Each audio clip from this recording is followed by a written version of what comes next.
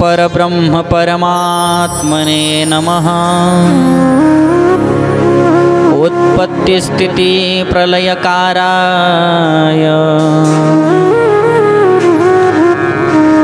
ब्रह्म हरिहराय त्रिगुणात्मने सर्वकौतुकनिदर्शये दत्तात्रेये नमः। तव तव सिद्धि कुरु कुरु स्वाहा। तव तव सिद्धि कुरु कुरु स्वाहा। एक बार कथा शुरू करने से पहले अपनी मनवाणी को प्रसन्न करने के लिए अपने दोनों हात उठाइए, तुमचे दोन हात वरती करा आणि महाराज जी सुंदर असे या ठिकाणी भजन म्हणतील आणि सगळ्यांनी मस्त टाळी वाजवा।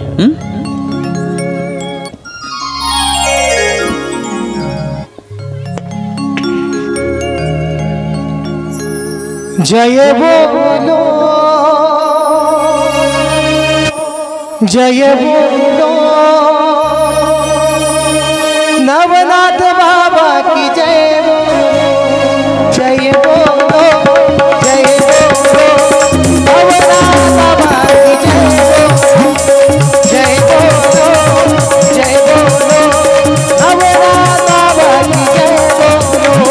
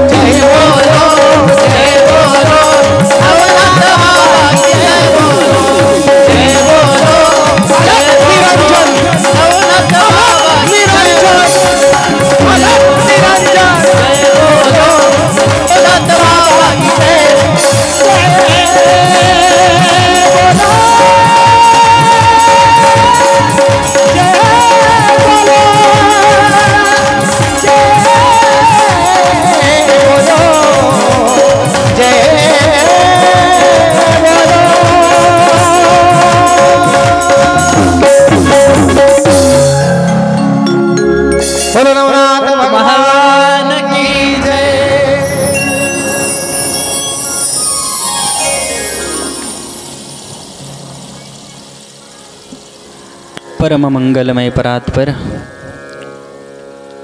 अखिलेश्वर अकारण करुणावरुणालय भक्त काम कल्पतरू भगवान पंढरीश पांडुरंग परमात्मा आणि माझ्या सद्गुरूंच्या चरणाचा आश्रय घेऊन आज आपण द्वितीय दिवसाच्या कथेस प्रारंभ करत आहोत। काल आपल्या कथेचा प्रथम दिवस आणि कालच्या या प्रथम दिवसाच्या अनुषंगानं आपण नवनाथ भक्ती कथेचं महात्म्य पाहिलं। नवनाथ महाराजांचं कार्य पाहिलं। नवनाथ महाराज यांचा जन्म कशासाठी झाला, नवनाथ महाराजांनी तुम्हा आम्हा समस्त साधकांच्या कल्याणासाठी, सज्जनासाठी आणि दृष्टांता नाश करण्यासाठी या ठिकाणी नवनाथ महाराजांचा जन्म झालाय। खरं तर नवनाथांच्या वाङ्मयाच्या अनुषंगानं आपण भरपूर काल माहिती घेतली। शाबरी मंत्राच्या अनुषंगानं आपण आपल्या जीवनामध्ये आलेल्या संकटांचं निवारण कशा पद्धतीने केलं जाईल, आपल्या संकटांवरती कशा पद्धतीने मात करता येईल या अनुषंगानं आपण या नवनाथ भक्ती कथेमध्ये असणारे शाबरी मंत्राच्या उल्लेखनीय शाबरी मंत्रांची पावर, शाबरी मंत्राची ताकद काय आहे, शाबरी मंत्र स्वयंसिद्ध मंत्र आहे आणि या मंत्राचा जप केल्याच्या नंतर आपल्या जीवनातल्या असणाऱ्या ज्या समस्या आहेत ना त्या नाहीशा होतील। इथपर्यंत आपण नवनाथ भक्ती कथेच्या माध्यमातून जाणून घेतलंय। आज नवनाथ भक्ती कथेचा द्वितीय दिवस आणि या द्वितीय दिवस सुरुवात करतोय। खरं तर नवनाथ भक्ती कथेमध्ये 40 अध्याय आहेत आणि प्रत्येक अध्यायामध्ये 200-250 एक ओव्यानुरूप आपल्यासाठी हे वाङ्मय तयार केलं आणि या वाङ्मयाच्या माध्यमातून नवनाथ महाराजांचा उपदेश, नवनाथ महाराजांचं कार्य आपल्यापर्यंत पोहोचवण्याची जी जिम्मेदारी मला आयोजक मंडळींनी दिली त्याबद्दल पुनश्च एकदा त्यांचं मनपूर्वक आभार।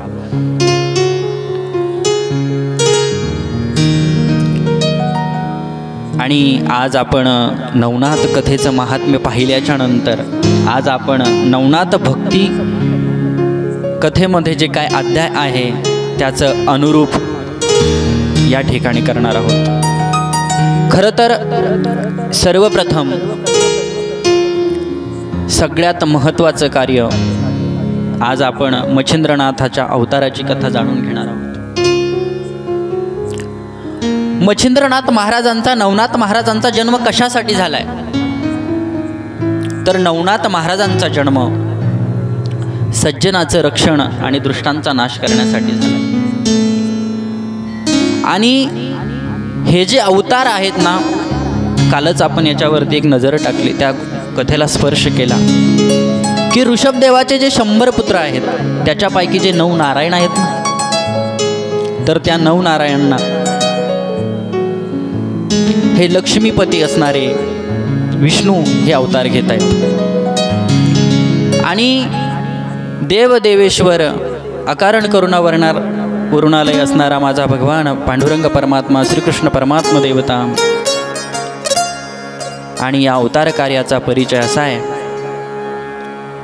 की या अवतार कार्यामध्ये परिचित असणारे कन्हैया महाराजांना त्यांच्या प्रेमाने सर्वांनाच मोहून टाकलं होतं आणि ज्या वेळेस कन्हैया महाराजांच्या कार्याने, कन्हैयाच्या स्वरूपाने सगळ्या गोपगोपिकांना त्या ठिकाणी काय केलं होतं, मोहून टाकलं होतं। आणि जी रुक्मिणी आई साहेब आहे, श्रीपती असणारे भगवान श्रीकृष्ण परमात्मा आहेत ना, यांचा अवतार हा द्वापार युगामध्ये झाला. आणि द्वापार युगाच्या शेवटी म्हणजेच कलियुगाच्या सुरुवातीला, द्वापार युगाच्या शेवटी आणि कलियुगाच्या सुरुवातीला या ठिकाणी श्रीनाथाने नवनारायणचं पाचारण करून आपला मनोमय प्रगट केला. यामध्ये कवी, हरी, अंतरिक्ष, प्रबुद्ध, पिप्पलायन, अविर्होत्र, द्रुमिल, चमस आणि करभजन ही त्या नवनारायणची नावं होती.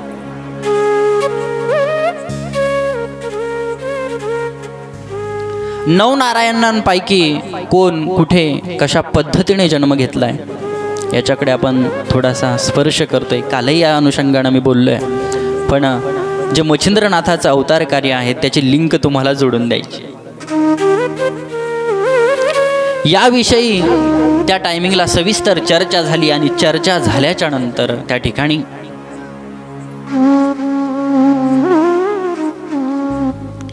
यामध्ये कवी नारायणाने मच्छिंद्रनाथाचा अवतार घेतला, हरीने गौरक्षाचा अवतार घेतला, अंतरिक्षाने जालिंदराचा अवतार घेतला, प्रबुद्धाने कानिपनाथजी महाराजांचा, कन्हैया महाराजांचा अवतार घेतला, पिप्पलायन नारायणाने चरपटीनाथांचा अवतार घेतला आणि अविर्होत्र नागनाथ, दोमिलाने भर्तृहरी, करभजनाने गहिनी आणि चमस नारायणाने रेवणनाथ म्हणून अवतार घेण्याची त्या ठिकाणी योजना झाली. आणि याच्या समोर पद्मनाभाने भगवान विष्णू परमात्म्याचा अवतार धारण करण्याचं ठरवलं. त्यामध्ये कलियुगामध्ये विश्वमाऊली ज्ञानोबारायांचा अवतार म्हणजेच महाविष्णूचा अवतार सखा माझा ज्ञानेश्वर ज्ञानोबारायांनी या कलियुगामध्ये अवतार घेतला. आणि त्रिनेत्रधारी भोलेनाथ महाराजांचा भगवान शिवशंकराचा अवतार घेण्याचं काम माझ्या निवृत्ती दादाने, आज खरं तर योगायोग असा आहे, आज त्र्यंबकेश्वरची वारी पण आहे. आज त्र्यंबकनाथाच्या दर्शनासाठी आमचे वारकरी बांधव, आपले नाथपंथातली अनेक साधक मंडळी त्या ठिकाणी जातात आणि त्या निवृत्ती दादाचं, त्या भगवान शिवस्वरूप असणाऱ्या त्या दादाचं, निवृत्ती दादाचं दर्शन त्या ठिकाणी घेतात. आणि त्रिनेत्रधारी भोलेनाथांनी निवृत्तीनाथ दादांनी अवतार घेतला. त्याच्या समोर जाऊन विश्वनिर्माता म्हणजे ज्यातला जे आपल्याला जन्माला घालतात ते ब्रह्मदेवाचा अवतार घेण्याचं काम माझ्या सोपान काकांनी केलं. आणि योग मायेनं या तिन्ही बंधूंची भगिनी म्हणून मुक्ताई आई साहेबांचा जन्म होतो. उद्धवानी नामदेवाचा अवतार घेतला, वाल्मिकजीने तुलसीदासांचा अवतार घेतला, जांबवंताने नरहरी महाराजांचा अवतार घेतला, शुकाने कबीरजी, बलरामाने पुंडलिकाचा अवतार घेतला, कुब्जाने जनाबाई म्हणून अवतार घेण्याचं ठरवलं. ही त्यांची सविस्तर योजना द्वापार युगाच्या शेवटी आणि कलियुगाच्या सुरुवातीला झाली. सगळ्यांनी कशा कशा पद्धतीने अवतार घ्यायचं याचं सविस्तर नियोजन त्या ठिकाणी करण्यात आलं. आणि हे नियोजन झाल्याच्या नंतर काही काळानंतर, काही वेळेनंतर त्या ठिकाणी कवी नारायणाने त्या ठिकाणी अवतार धारण करण्याचं ठरवलं. आणि कवी नारायणाने अवतार धारण करण्याचं ठरवल्याच्या नंतर एका मत्स्याच्या ठिकाणी अपरिचर म्हणजे परिचित नाहीये, त्या मत्स्याच्या उदरामध्ये, मत्स्याच्या पोटामध्ये अवतार धारण करण्याचं ठरलं. त्या मत्स्याच्या पोटामध्ये जीवरूपाने प्रवेश कसा करायचा आहे,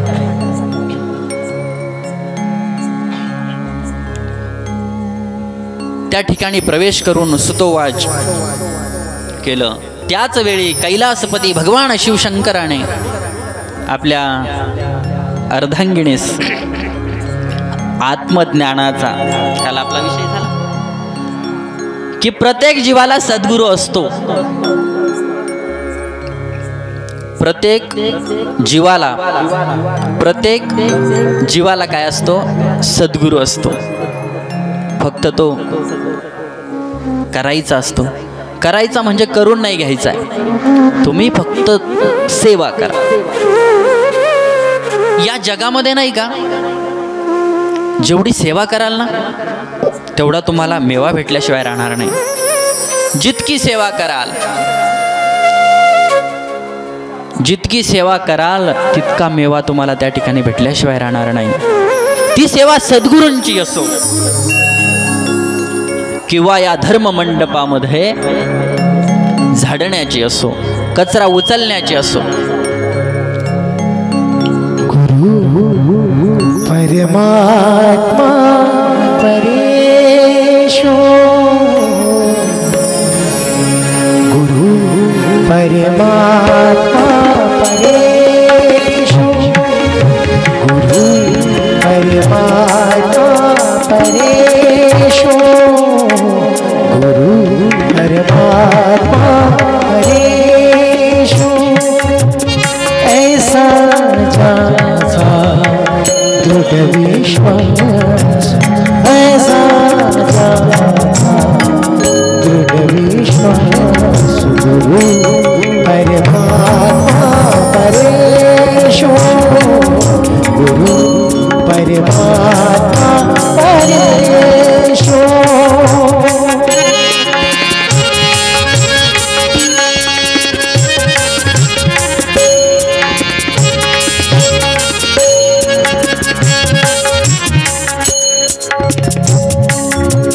देवदया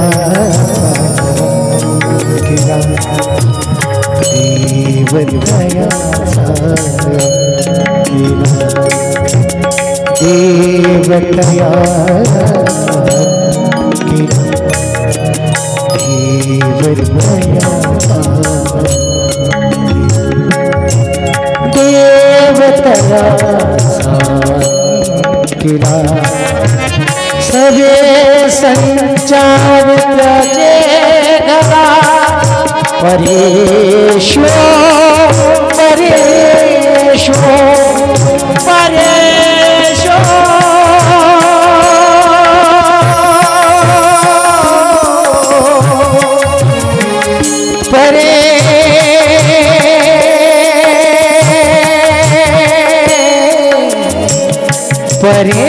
परेशो, गुरु परमात्मा परेशो, गुरु परमात्मा परेशो, गुरु परमात्मा परेशो. गुरु परमात्मा परेशु, ऐसा ज्याचा दृढ विश्वास. त्या ठिकाणी कैलास राणा असणारा भगवान शिवशंकर परमात्म्याने आपल्या अर्धांगिणीस म्हणजे पार्वती मातेला त्या ठिकाणी उपदेश करण्याचं ठरवलं. आणि हा उपदेश करत असताना त्या ठिकाणी कविनारायण एका मत्स्यिनीच्या पोटामध्ये असतानाच ऐकला. आणि हे जे तत्वज्ञान होतं, हे तत्वज्ञान ऐकत असताना त्या ठिकाणी त्या मच्छिंद्रनाथाने ते जे तत्व आहे ऐकल्याच्या नंतर असा हुंकार भरला. आणि हुंकार भरल्याच्या नंतर यमुना तीरावरील उमानाथ म्हणजे भगवान शिवशंकराने त्यांना त्या ठिकाणी आशीर्वाद दिला. आणि यापुढे त्या ठिकाणी उमानाथाने आशीर्वाद दिला, शिवशंकराने आशीर्वाद दिल्याच्या नंतर त्या ठिकाणी भगवान दत्तात्रय महाराज येतात. असा भगवान शिवाने त्यांना आशीर्वाद दिला आणि सांगितलं, बाबा तुझ्या जीवनामध्ये दत्तात्रय गुरु येतील आणि तुला त्या ठिकाणी काय करतील तर त्या ठिकाणी तुला उपदेश प्राप्त करून देतील. असा त्या ठिकाणी त्या मच्छिंद्रनाथांना उपदेश केला. आणि काही दिवसांनी त्या मत्स्यिनीच्या तीरावरती त्या मत्स्यिनीने काय केलं, अंडे घातली. काय घातली? अंडी घातली. आणि अंडी घातल्याच्या नंतर त्या ठिकाणी त्या अंड्यांमध्ये एक सगळ्यात मोठं अंड होतं. आणि ते इतकं मोठं होतं ते पाहून बगड्यांच्या अंतःकरणामध्ये विचार आला. बगड्यांनी विचार करायला सुरुवात केली. त्यांना त्या ठिकाणी आश्चर्य वाटलं. आणि आश्चर्य वाटल्याच्या नंतर त्यांनी ते अंड फोडायला सुरुवात केली. आणि ते अंड बघता क्षणी त्यातून सुंदर असं बाळ जन्माला आलं. बोल मच्छिंद्रनाथ भगवान की जय. त्या बाळाचं नाव काय होतं? तर त्या बाळाचं नाव होतं मच्छिंद्रनाथ. आणि त्या ठिकाणी ते बाळ जन्माला तर खरी आलंय, त्या तीरावरती ते जन्माला आलंय. बगड्यांनी चोच मारून ते अंड फोडलंय, पण त्याचा सांभाळ कोणी करायचा? त्या कोळ्याच्या वंशामध्ये असणारं एक सुंदर दाम्पत्य होतं. आणि या दाम्पत्याने विचार केला की या सुंदर सोनयन स्वरूप असणारं जे बालक आहे ना, त्या बालकाचं काय करायचं आहे? आपण सांभाळ करायचा आहे. असा पती पत्नींच्या अंतःकरणामध्ये विचार आला. आणि ते छोटेसे असणारे मच्छिंद्रनाथ महाराजांना त्या कामिक आणि शरद्वाद नावाचे जे कोळी होते, त्या कोळ्यांनी त्या दाम्पत्याजवळ काही होते, सर्व काही होते, सगळं काही असताना देखील परंतु पोटी मुलबाळ नसल्या कारणामुळे ते खूप दुःखी होते. आणि दुःखी असल्याने त्यांनी तो भगवान परमात्म्याचा आशीर्वाद म्हणून त्या बाळाचा स्वीकार केला. आणि बाळाचा स्वीकार केला आणि त्या लेकराचं, मच्छिंद्रनाथाचं आनंदाने त्याचं पालन पोषण त्या ठिकाणी ते करू लागले.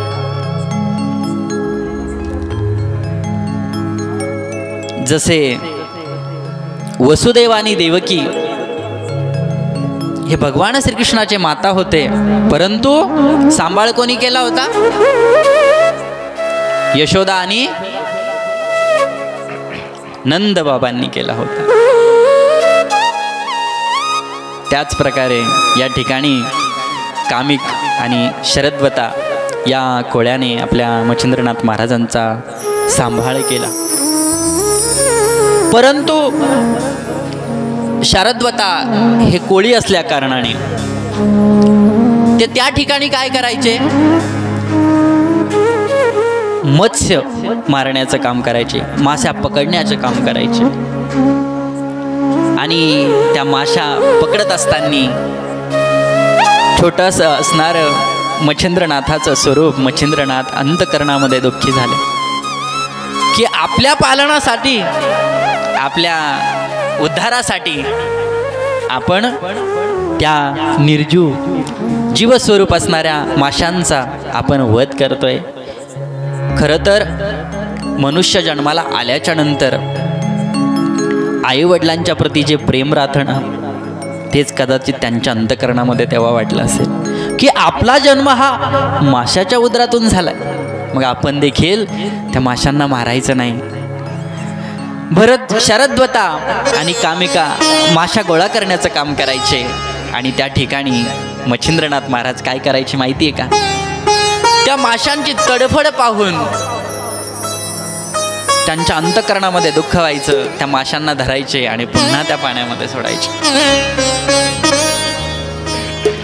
अशाने आपला व्यवसाय बंद पडेल असे शरद्वता आपल्या मच्छिंद्रनाथ महाराजांना सांगतात, आपल्या पुत्राला सांगतात की बाबा, तू जर अशा माशांना जर पाण्यामध्ये टाकलं तर आपला व्यवसाय पूर्णपणे ठप्प होऊन जाईल, आपला व्यवसाय बंद पडून जाईल. म्हणून तू त्या माशांना फेकू नको. पण त्या मच्छिंद्रनाथाचं अंतःकरण, ते हृदय त्या कोळ्याने, शरद्वताने जाणलं आणि जाणल्याच्या नंतर आपण प्राण्याचा जीव घेऊन आपला उदरनिर्वाह करण्यापेक्षा आपण खऱ्या अर्थानं वनामध्ये जाऊन भिक्षा मागून आपला उदरनिर्वाह केला पाहिजे. खरं तर आमच्या जीवनात देखील असे अनेक प्रसंग आले. मी काही या स्टेजवरती माझ्याबद्दल सांगायला नाही बसलो, परंतु आम्ही लहान असताना विश्वमाऊली ज्ञानोबरायांच्या आश्रयाला आळंदी तीर्थक्षेत्री होतो. 7वी 8वीचा काळ होता. आळंदी सारख्या ठिकाणी काही खायला मिळत नव्हतं.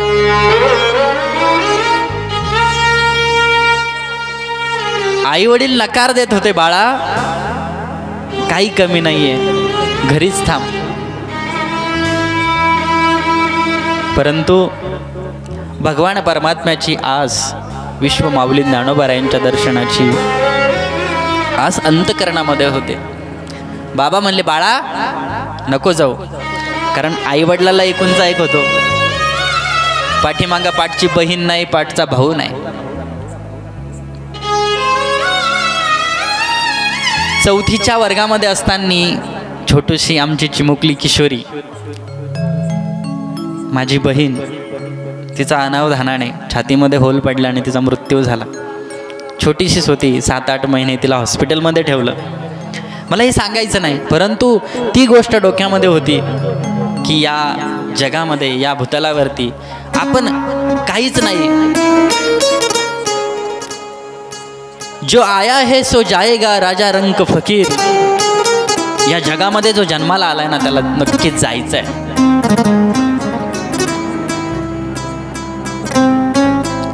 म्हणून 5वी 6वी बसून बाबाला ठुमकं लावलं. अरे बाबा जाऊ द्या ना. शेवटी 7वीला गेलो आणि बाबाला सांगितलं, बाबा तुम्ही पाठवलं तरी जाईल, नाही पाठवलं तरी जाणार आहे. आळंदीला आलो. आळंदीला 2-3 वर्ष राहिलो आणि 2-3 वर्ष राहिल्याच्या नंतर आळंदीमध्ये खूप कठीण हाल अपेक्षा सहन केल्या आणि पुणे स्टेशनवरून थेट मी हरिद्वार गाठलं. आणि हरिद्वारला गेल्याच्या नंतर गंगा मायेच्या तीरावरती ज्ञानपीठमध्ये आम्ही संस्कृत अध्ययनाचं काम केलं. त्यावेळेला वर्ग 10वीमध्ये होतो आणि 10वीमध्ये असताना सगळ्या सुखसुविधा होत्या. भंडाऱ्याला जेवायला गेलो ना तर ताटाला 500-500, 1000-1000 रुपये लावतो. पण ते तसलं काहीही केलं नाही. रामझुला हरिद्वारला कोणी, ऋषिकेशला कोण कोण गेलंय का? त्या ठिकाणी हरिद्वार ऋषिकेशच्या ठिकाणी, रामझुल्याच्या ठिकाणी, त्या ठिकाणी आम्ही भिक्षा मागून खाल्ली. त्याच प्रकारे भिक्षा मागून खाल्ल्याच्या नंतर जे ज्ञान संपादन होतं ना, ते काय आगळं वेगळं असतं. म्हणून मच्छिंद्रनाथाने अंतकरणामध्ये विचार केला आणि आपल्या उदरनिर्वाहासाठी आपण लोकांना लुबाडण्यापेक्षा, जगामध्ये हेच चाललंय आजकाल, एकमेकांना फक्त फसवाफसवीचे कारण चालले. आपल्या उदरनिर्वाहासाठी आपण काहीही करणार, कुणाचीही घरं फोडणार. म्हणून मच्छिंद्रनाथाने ती गोष्ट जाणून घेतली आणि जाणून घेतल्याच्या नंतर त्या ठिकाणी वडिलांना सांगितलं की बाबा आता मी या ठिकाणी घर सोडतोय. आणि घर सोडल्याच्या नंतर उत्तर दिशेला बद्रिकावनामध्ये जाण्याचं काम, त्यांना उग्र तप करण्याची इच्छा अंतकरणामध्ये उत्पन्न झाली. बोला मच्छिंद्रनाथ महाराज की जय. या ठिकाणी अशा पद्धतीने मच्छिंद्रनाथांचा जन्म होतोय. मच्छिंद्रनाथांचा सांभाळ या ठिकाणी कामिकांनी श्रद्धवता करतायत. अंतकरणामध्ये त्या मुक्या जनावरांचा, त्या प्राण्याचा अंतकरणामध्ये भाव जागृत झाला आणि घरदार सोडून या ठिकाणी मच्छिंद्रनाथ महाराज बद्रिकावनामध्ये उग्र तप करण्यामध्ये त्या ठिकाणी सुरुवात करतात. आणि या अध्यायाचं पाठ केल्याच्या नंतर, या अध्यायाचं श्रवण केल्याच्या नंतर काय होतं तर जी भूतबाधा झालेली असते तर ती काय होते, निवारण होण्याचं काम करते.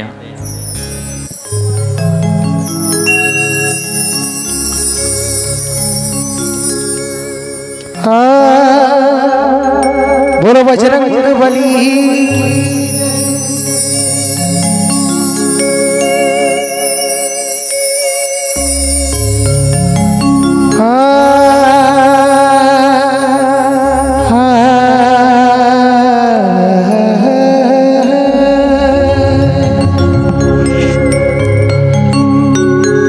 हनुमंत वीरा स्वीकारा प्रार्थना मुझी.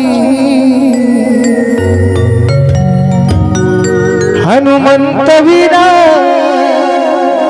स्वीकारा प्रार्थना मुझी.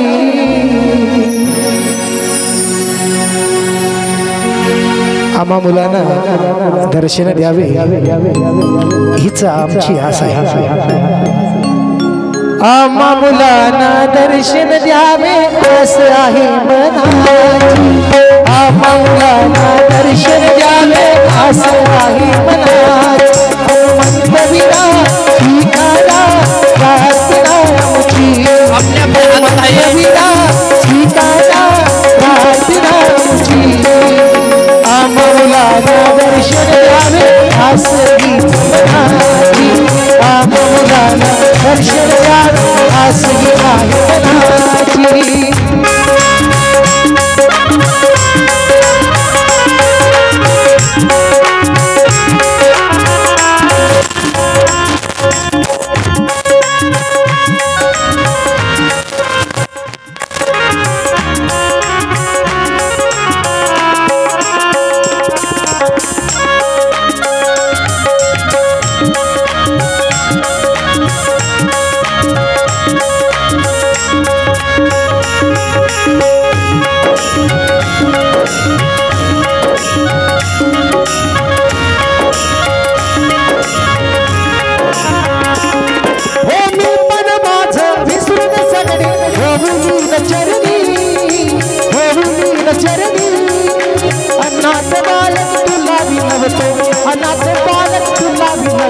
शरणा शरणासी. हनुमंत वीरा स्वीकारा प्रार्थना मुझी. हनुमंत वीरा स्वीकारा प्रार्थना मुझी. आम्हा मुलांना दर्शन द्यावे आस हीच मनाची. आम्हा मुलांना दर्शन द्यावे आस हीच मनाची.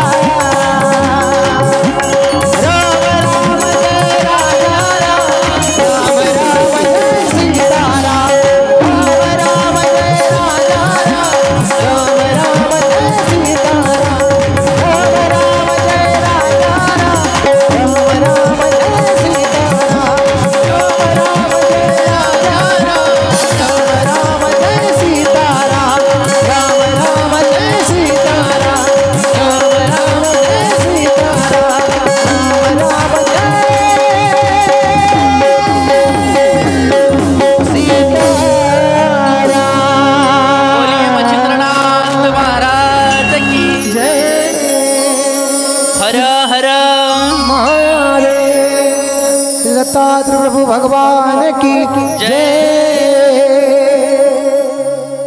या ठिकाणी मच्छिंद्रनाथ महाराज द्वितीय अध्यायामध्ये योग सामर्थ्य सिद्धी प्राप्त करण्यासाठी जात आहेत। बद्रिका वनामध्ये मच्छिंद्रनाथ महाराज गेल्याच्या नंतर उग्र तपश्चर्या करू लागले आणि पाहता पाहता ती तपश्चर्या करता करता चक्क 12 वर्ष उलटून गेली। आम्ही 12 मिनिटं सुद्धा तपश्चर्या करू शकत, त्या ठिकाणी मच्छिंद्रनाथ महाराजांनी 12 वर्ष तपश्चर्या केली। आणि कैलास राणा गणेश पिता भगवान शिवशंकर त्या ठिकाणी दत्तात्रयांच्या समवेत त्या बद्रिका वनामध्ये आले आणि त्या बालमूर्तीस म्हणजेच मच्छिंद्रनाथांना नमस्कार केला। दत्तात्रयाने नमस्कार केल्याच्या नंतर बघा, आपले श्री गुरु आपल्याला नमस्कार करतात। एका जणाने मला असाच प्रश्न विचारला होता, जे कुणाल महाराज यांच्या गावाकडे कीर्तन सेवा होती आणि कीर्तन सेवेला गेल्याच्या नंतर मला एका जणाने प्रश्न विचारला की बाबा दर्शन का घेतात म्हणे। एक जण म्हणे महाराज लोकांची लय आयुष्य असते म्हणे, लोक दर्शन घेतात, लोक दक्षिणा देतात, पण खऱ्या अर्थाने सांगू का, आमच्या नाथ संप्रदायामध्ये, आमच्या वारकरी संप्रदायामध्ये अशी परंपरा आहे, पंढरीच्या लोका नाही अभिमान आणि पाया पडे जन एकमेका। आम्ही समोर पाहिल्याच्या नंतर आपण एकमेकांच्या समोर झुकलं पाहिजे। आपण एकमेकाला नमस्कार केला पाहिजे। नमस्कार का करतात, नमस्कार का केला पाहिजे ह्याचं थोडक्यात सांगतो बघा। आपण नमस्कार करत असताना आपल्या डाव्या पायाचा जो अंगठा आहे आणि उजव्या पायाचा जो अंगठा आहे ना, त्याचं दर्शन घ्यायचं। मुख्य तर उजव्याच बोटाचं दर्शन घ्यायचं। कारण का तर आपल्या बॉडीच्या ज्या पूर्ण सेन्स आहेत, आपल्या बॉडीच्या ज्या सेन्स आहेत ना, त्या पूर्ण त्या अंगठ्याला कनेक्ट असतात। आणि जे आपण अध्ययन करतो, आपण जो अभ्यास करतो, तो संपूर्ण तुमचा कुठे असतो, तुमचं आचरण कुठे असतं तर ते तुमच्या चरणांमध्ये असतं। म्हणून चरणांचं दर्शन घेतात। दत्तात्रयांच्या मंदिरात सगळेच गेले असतील, तिथे बघा 2 पादुका ठेवलेल्या आहे, तिथं 5चे बोटं का बरं नाही? किती बोट आहेत तिथं? 2च आहेत ना। कारण अंगठ्याचं दर्शन घेतल्याच्या नंतर ते जे तत्व आहे, तो जो स्पर्श आहे, मग तो वाईट व्यक्तीचा असो किंवा आपल्या गुरूंचा असो, तिथे आशीर्वाद घेतल्याच्या नंतर तोच आशीर्वाद तुमच्या मस्तकापर्यंत तुमच्यावरती सहाय्यभूत होतो। म्हणून आपल्या समोर लहान असो, थोर असो, मोठा असो, आमच्या संप्रदायामध्ये, आमच्या नाथ संप्रदायामध्ये, आमच्या वारकरी संप्रदायामध्ये लहान असो, मोठा असो, या ठिकाणी सगळ्यांना अनुमती आहे। आणि कुठलाही अंतकरणामध्ये अहंभाव धारण न करता त्या ठिकाणी आम्ही एकमेकांचं दर्शन घेतो। देव सोयरा सोयरा, देव सोयरा, देव सोयरा, देव सोयरा दीनाचा, देव सोयरा दीनाचा, देव सोयरा, देव सोयरा, देव सोयरा सोयरा, देव सोयरा दीनाचा, देव सोयरा दीनाचा।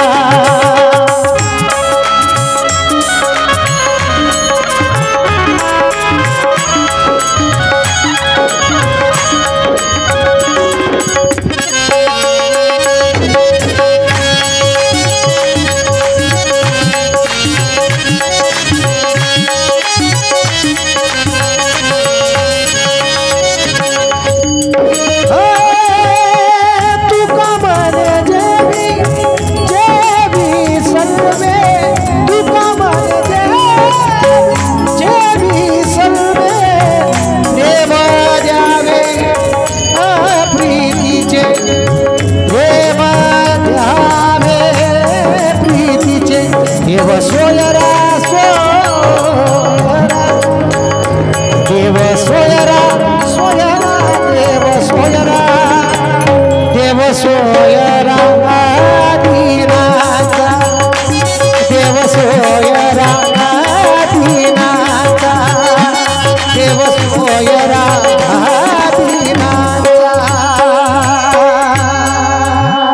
देव सोयरा देव सोयरा देव सोयरा दिनाचा. या ठिकाणी त्या उजव्या पायाचं दर्शन घेतात आणि थोडंसं मी एक सायंटिफिकली रिझन पण सांगतो. थोडंसं 1-2 मिनटं घेतो फक्त. तुमच्या उजव्या पायाचा जो उजवा अंगठा आहे, तो जो अंगठा आहे त्याला दररोज सकाळी चंदन लावायचं. काय करायचं? चंदन लावायचं. बघा, ज्यावेळेस काकडा आरती निघते त्यावेळेस त्या बोटांना कुंकू लावलं जातं, बरोबर की नाही? म्हणून आपण आपल्या ज्ञानाचा जर स्वीकार म्हणावं किंवा सन्मान म्हणावं तर त्या उजव्या बोटाला दररोज चंदन लावायचं.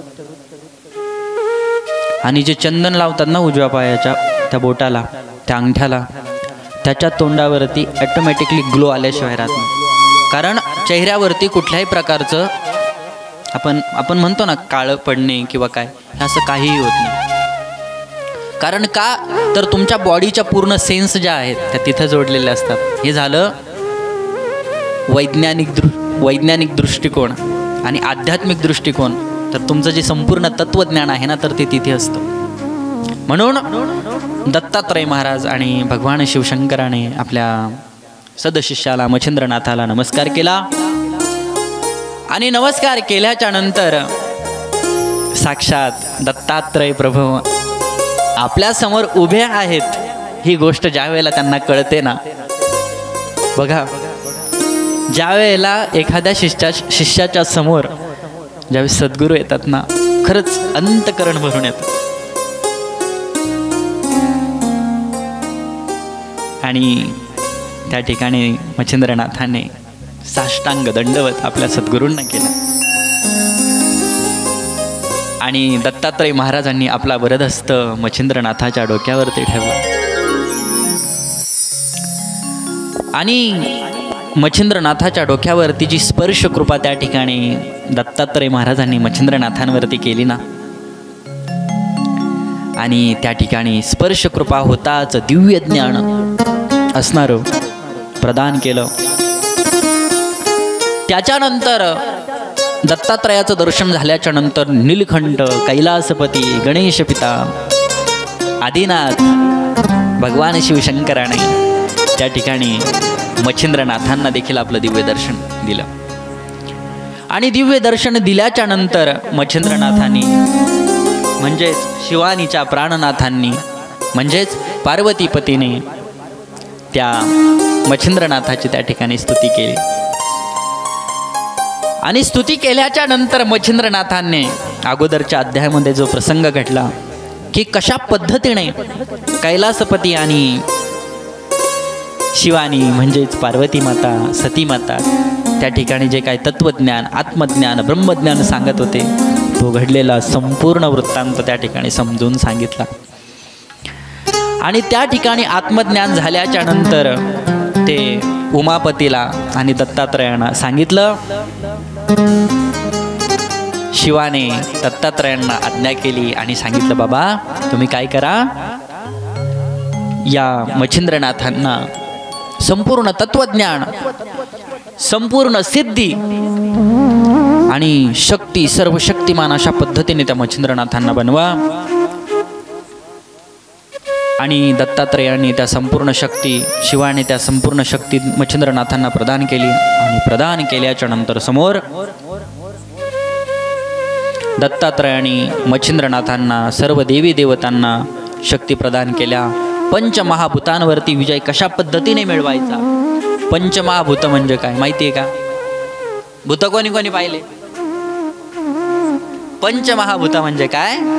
पृथ्वी, आप, तेज, वायू आणि अग्नी. हे जे तुमचं शरीर बनले ना, हे शरीर म्हणजेच पंचमहाभूतानं बसून बनलेलं काय आहे? शरीर. आणि या शरीराच्या पोकळीमध्ये एक आहे, तो म्हणजे जीवात्मा, अदृश्य निर्गुण स्वरूप असणारं जे ब्रह्म आहे, जो जीवात्मा आहे, ते म्हणजेच देवाचं सुस्वरूप. आपण सगळे देवाचे अंश आहोत. नवे नवे आपणच देव आहोत. फक्त आपल्याला ते ओळखता येत नाही. नामदेवानी कुत्र्यामध्ये देव पाहिला.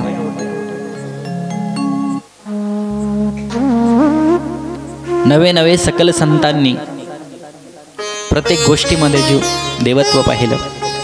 विश्वमाऊली ज्ञानोबराय भगवान श्रीकृष्ण परमात्मा गीतेमध्ये असं म्हणतात,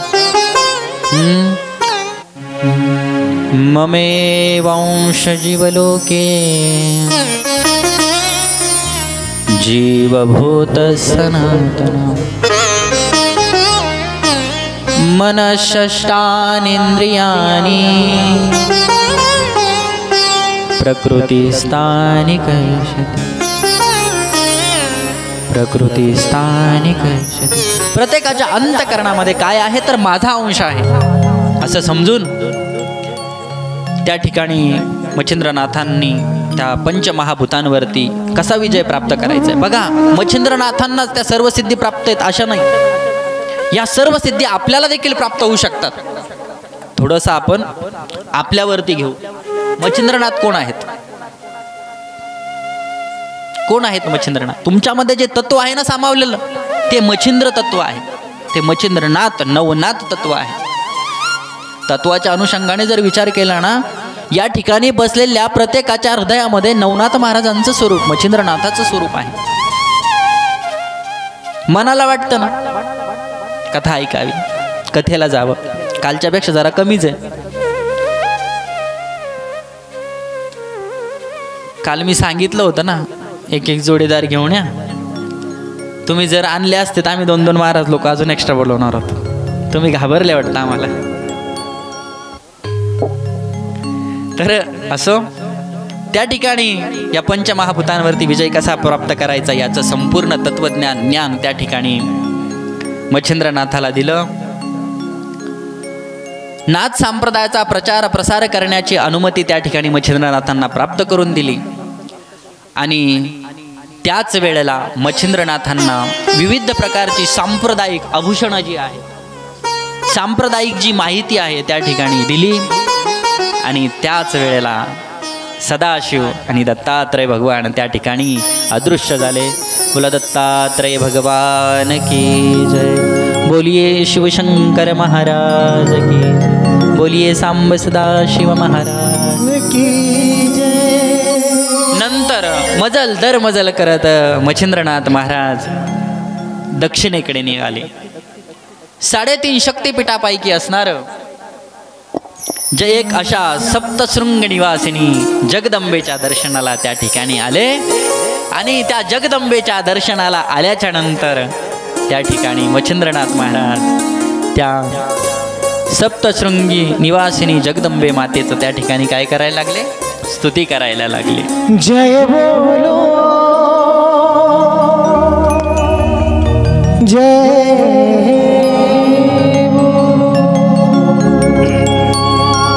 बोल जगदंबा माता की कुलस्वामिनी आई भक्ताला हो पावी. कुलस्वामिनी आई भक्ताला हो पावी. कुलस्वामिनी आई भक्ताला हो पावी.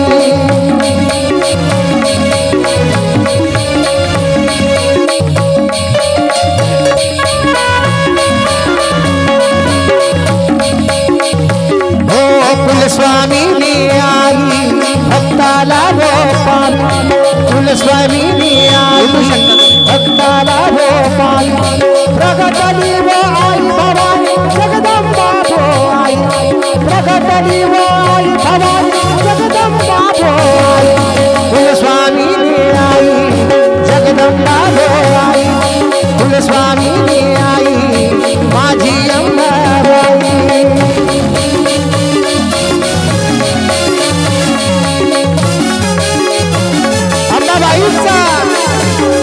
अंबाबाईच्या नावानं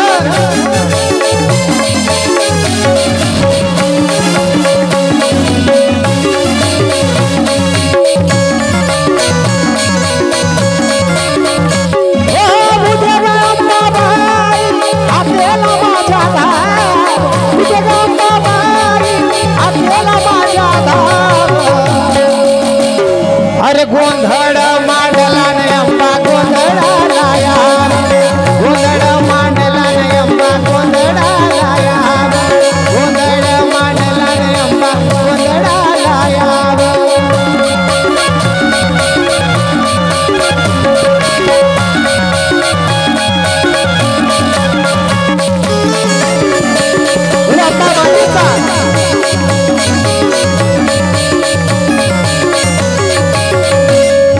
घरात माझ्या भरला तू बोलता ती वाट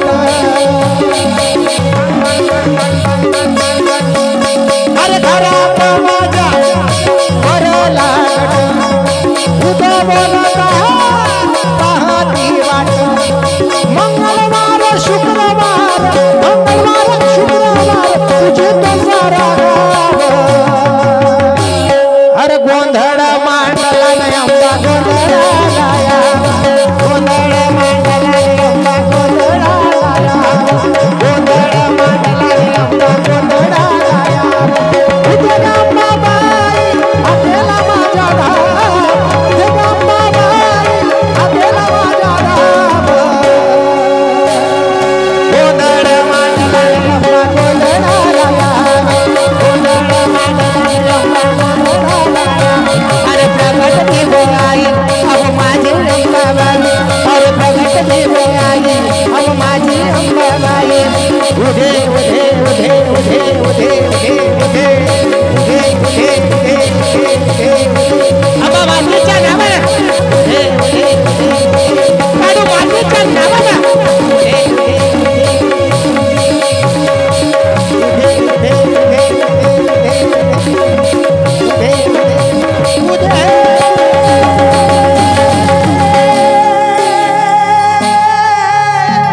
उधे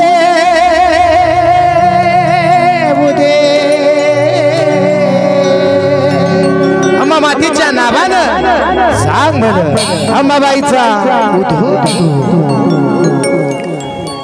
आणि मच्छिंद्रनाथाने सप्तशृंगी मातेचा त्या ठिकाणी स्तुती करायला सुरुवात केली. या देवी सर्वभूतेषु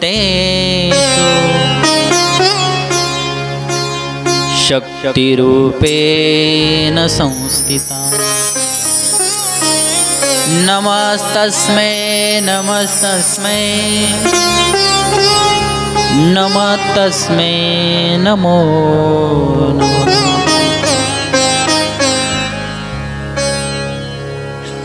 आणि त्या ठिकाणी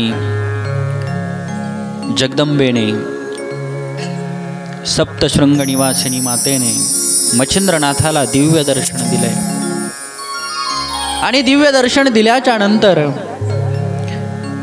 मच्छिंद्रनाथाने मातेच्या समोर जगदंबे मातेच्या समोर शाबरी मंत्र शिकण्याची इच्छा उत्कंठा निर्माण केली.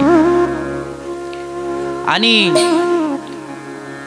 तेव्हा सप्तशृंगी मातेने मातेने एक उग्र असं साधना कठोर परिश्रम त्या ठिकाणी कठोर अशा प्रकारची साधना करण्याचं त्या ठिकाणी सांगितलं.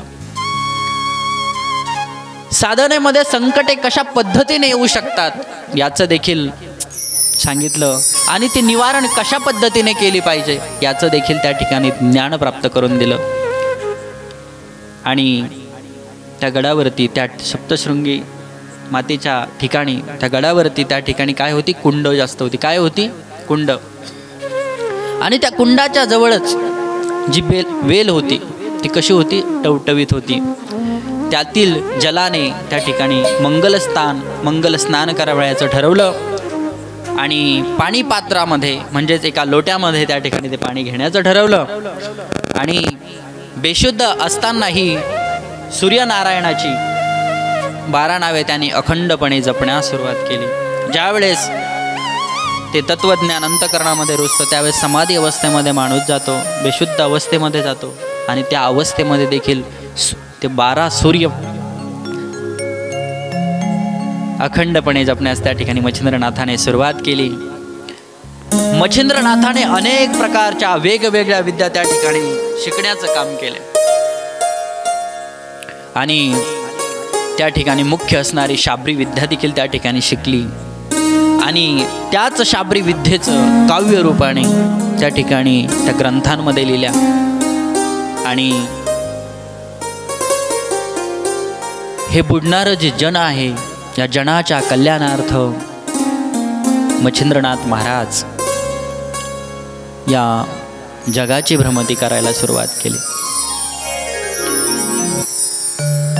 भ्रमंती करत असताना दक्षिणेकडील वंग देशात जाऊन त्या ठिकाणी भिक्षा मागायला लागले आणि भिक्षा मागून एका घरासमोर त्या ठिकाणी उभे राहिले आणि उभे असल्याच्या नंतर सरस्वती नावाची जी स्त्री होती ती स्त्री आपल्या पतीच्या समवेत सुखाने संसार करत होती आणि सुखाने संसार करत असणारी सरस्वती आपल्याला मुलबाळ नाहीये, आपल्या पोटी लेकरू नाहीये याचं दुःख तिच्या अंतःकरणामध्ये होतं. बघा, ज्यावेळेस पती पत्नींच्या जीवनामध्ये लेकरू नसेल, बाळ नसेल ना, त्यावेळेस ती स्त्री खूप दुःखी असते. त्याच प्रकारे सरस्वती खूप दुःखी होती आणि त्याच घराच्या समोर मच्छिंद्रनाथ महाराज भिक्षा मागण्यासाठी जात आहेत आणि भिक्षा मागायला गेल्याच्या नंतर त्या ठिकाणी त्या सरस्वतीचं, त्या स्त्रीचं स्वरूप पाहून अंतःकरणाला दुःख प्राप्त झालं आणि मच्छिंद्रनाथ महाराजांनी त्या सरस्वतीला विचारणा केली, काय झालंय तुम्हाला? मच्छिंद्रनाथ म्हणतायत, माई आपको क्या हुआ है? आपके मुंह पर हे दुःख कैसा है? तुमच्या तोंडावरती हे दुःख काय आहे, कशामुळे आहे, सांगाल का? त्या ठिकाणी मच्छिंद्रनाथ महाराज म्हणतात, माई तू चिंता नको करूस, काळजी करू नकोस, तुला नाही का मातृत्व प्राप्त होईल. मातृत्व प्राप्त होईल म्हटल्याच्या नंतर आपल्या झोळीमध्ये असणारी चिमूटभर भस्म त्या ठिकाणी मच्छिंद्रनाथ महाराजांनी काढला आणि सरस्वतीच्या त्या मातेच्या हातामध्ये दिला आणि सांगितलं, सरस्वती माते तू काय कर माहितीये का? हा जो भस्म आहे ना, भक्षण कर आणि तुला एका महान बालकाची काय होईल, प्राप्ती होईल. आणि तोच पुत्र म्हणजे काय, नाथ संप्रदायाची काय करेल, धुरा सांभाळेल. नाथ संप्रदायाच्या प्रचारामध्ये खूप मोठं मोलाचं योगदान असेल आणि ते बाळ तुला झाल्याच्या नंतर 12 वर्षाच्या नंतर मी तुला ते बाळ घेण्यासाठी येईल. हे सरस्वतीने संपूर्ण कथा अनुरूप कहाणी, संपूर्ण कथा ऐकून घेतली आणि संपूर्ण कथा ऐकून घेतल्याच्या नंतर त्या ठिकाणी साधूवरती विश्वास नव्हता सरस्वतीचा. विश्वास नाही, शेजारणीला लगेच जाऊन सांगितलं. आजकाल ही स्त्रियांची पद्धतच आहे, त्यांची ती एक बोलण्याची स्टाईल ते खूप वेगळं आहे.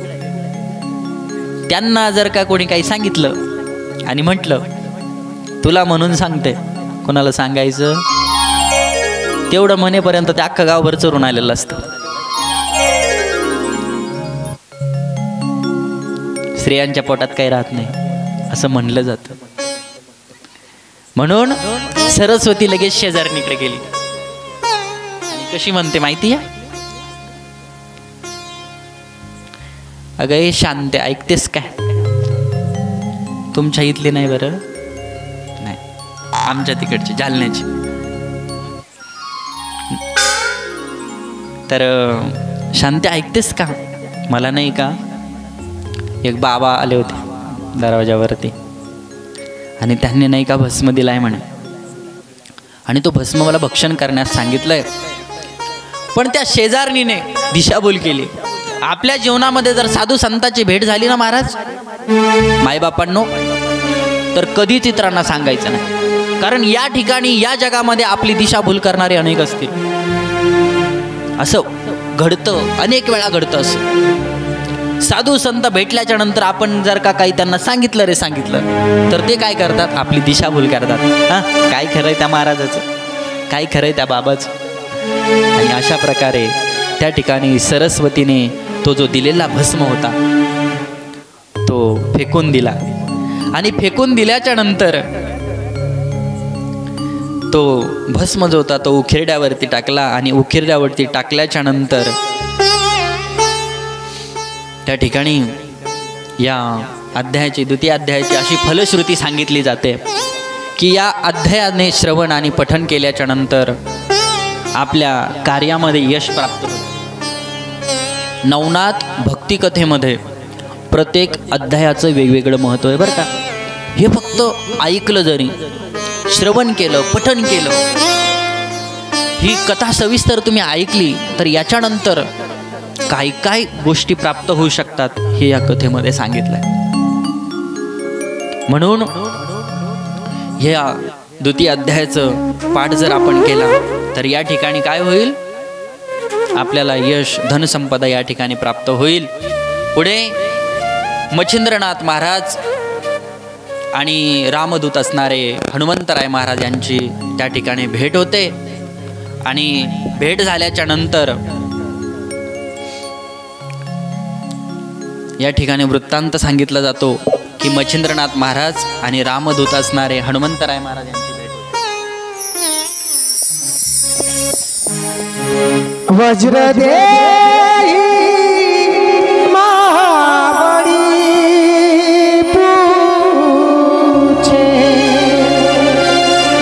वज्रदेही महाबळी पूछे.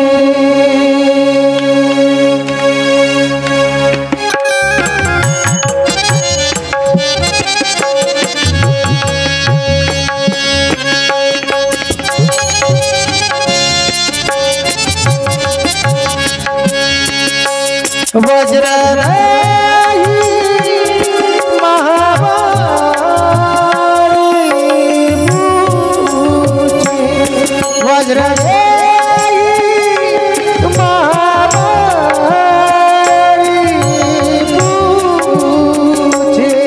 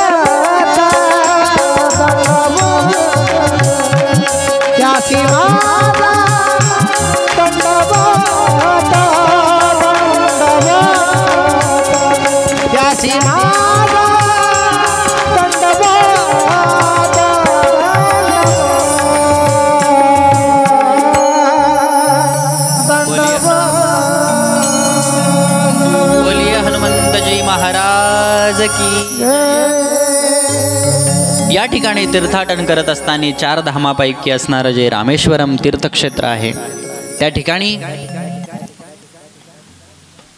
मच्छिंद्रनाथाने आपण मंगल स्नान करावं असं अंतकरणामध्ये इच्छा निर्माण झाली आणि अंतकरणामध्ये इच्छा निर्माण झाल्याच्या नंतर त्या ठिकाणी स्नान करायला जाऊ, पण तेवढ्याच त्या ठिकाणी त्या रामेश्वरम तीर्थक्षेत्रावरती एक वानर त्या ठिकाणी दगडावरती दगड रचून सुंदर अशा प्रकाराचं घर बांधत होते. इतक्यात त्या ठिकाणी मच्छिंद्रनाथ महाराज येत आहेत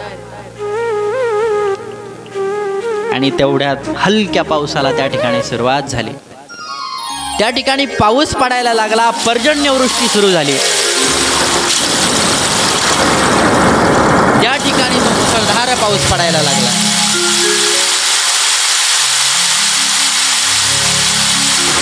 आणि मच्छिंद्रनाथ महाराज त्या ठिकाणी त्या वानराला म्हणायला लागले, बाबा तू एवढ्या पावसामध्ये कसं काय घर बांधणार आहेस रे?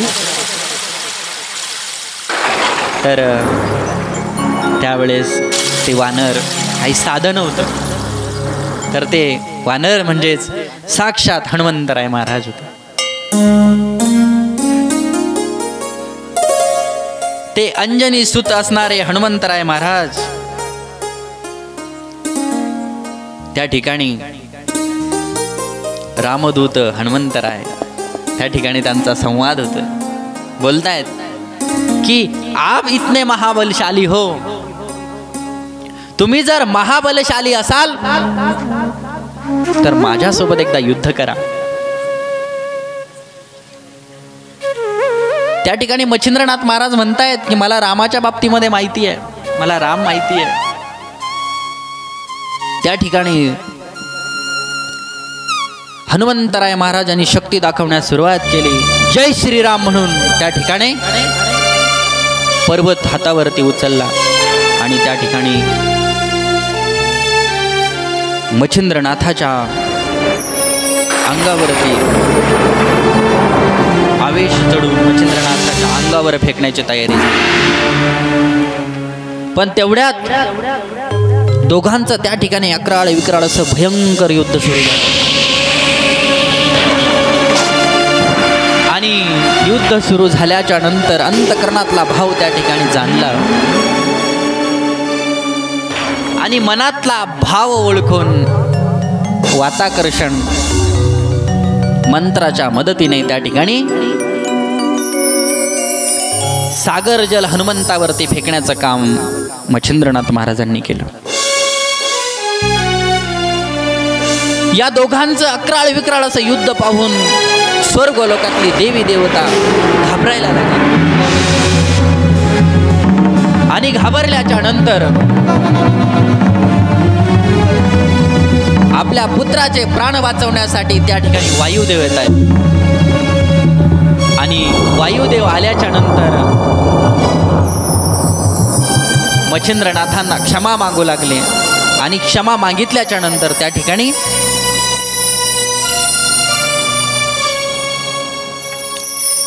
मच्छिंद्रनाथ कृपया माझ्या पुत्रावरती आपण दया दाखवा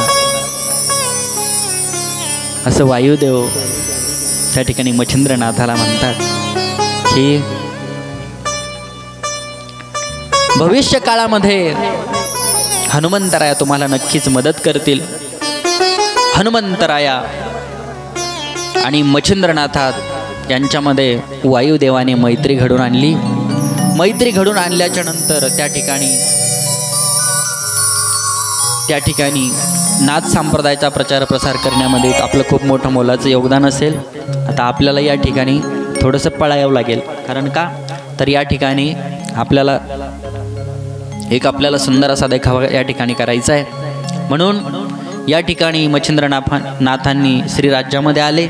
श्रीराज्यामध्ये आल्याच्या नंतर मैनाकिनी राणीबद्दल सर्व काही गोष्टी त्या ठिकाणी सांगितल्या. हनुमानाच्या भ्रुकाराने सर्व स्त्रियांना कन्यारत्न प्राप्त होईल असं या ठिकाणी सांगितलं. पुढे हनुमानाने श्रीराज्यात जाण्याची मच्छिंद्रनाथांना विनंती केली आणि श्रीसंगाच्या मुळे अनेक पुरुषांच्या नाश झाल्याने मच्छिंद्रनाथाने हनुमानास सांगितलं. त्या ठिकाणाहून पुढे गेल्याच्या नंतर मैनाकिनी राणीला तुला भविष्य काळात पुत्र प्राप्ती होईल असं देखील त्या ठिकाणी सांगितलं. हनुमान म्हणाले भविष्य काळात आपण मैनाकिनी राणीचे एक पुत्ररत्न प्राप्त होईल, त्याचे नाव मीननाथ असेल असं या ठिकाणी सांगितलं. तो उपरजीवर वसूचा अवतार असेल असं देखील त्या ठिकाणी सांगितलं. मीननाथ पुढे नाथ संप्रदायाचा प्रचार प्रसार करेल असं देखील त्या ठिकाणी सांगितलं. पुढे मच्छिंद्रनाथांनी आपल्या श्रीराज्यामध्ये जाऊ असे हनुमानास वचन दिले. अनेक तीर्थक्षेत्राच्या भेटी त्या ठिकाणी घडल्या. पुढे या तृतीय अध्यायाचा भावार्थ तृतीय अध्यायामध्ये या तृतीय अध्यायाचं पाठ केल्याच्या नंतर काय प्राप्त होतं तर या ठिकाणी जर या अध्यायाचं आपण पठन केलं तर या ठिकाणी आपल्या शत्रूचा नाश होतो आणि मुष्टियुद्धामध्ये प्रावीण्य मिळतं आणि घरावरती आपल्या हनुमंतरायाची कृपादृष्टी या ठिकाणी राहते. भूतपती कोण आहेत? भगवान शिवशंकर महाराज आहे. त्या ठिकाणी मच्छिंद्रनाथांना त्या ठिकाणी देखील एक शक्तियुक्ती त्या ठिकाणी प्राप्त होते. आता आपण जाणार आहोत 6व्या अध्यायामध्ये आणि 6व्या अध्यायामध्ये मच्छिंद्रनाथ कालिंका मातेसमोर जात आहेत. या ठिकाणी कालिंका मातेच्या समोर गेल्याच्या नंतर त्या ठिकाणी कालिंका माता येत आहेत. बोल काली मैया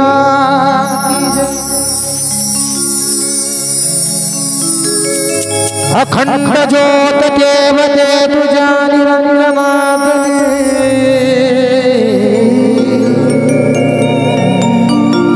अपार भाव भक्तीने तुझीच मूर्त पूजिली.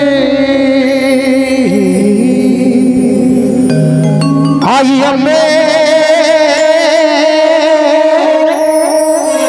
आई अंबे जगदंबे मला अभय दे मला विजय दे लढाया पडते हो. मला विजय दे मला अभय दे लढाया पडते हो. आई अंबे जगदंबे मला अभय दे मला विजय दे लढाया पडते हो.